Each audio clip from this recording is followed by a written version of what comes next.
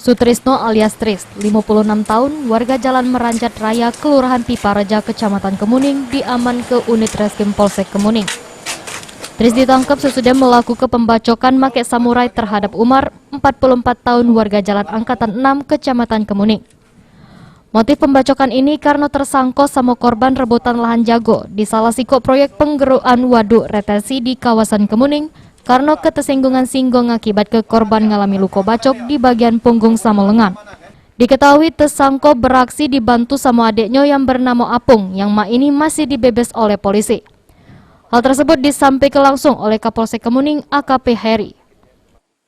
Ini terjadi masalah keamanan ya, merebut lahan keamanan. Jadi mereka ini ada suatu proyek, yaitu proyek pengerukan waduk ya. Sehingga mereka memperebutkan ya, untuk menjadi keamanan di sana. Ada ketersinggungan sehingga terjadilah pengeroyokan, membuat korban luka bacok 2 kali, 1 di tangan kiri dan 1 di punggung. Dan 1 lagi DPO masih kita cari, insya Allah dalam waktu dekat kita bisa mengamankan pelaku tersebut. Hasil pemeriksaan petugas, kejadian itu berawal dari adu mulut antara tersangka sama korban sehingga terjadi keributan tersebut. Ini tersangka mendekam ditahan nama Polsek Kemuning untuk mempertanggungjawab ke perbuatannya.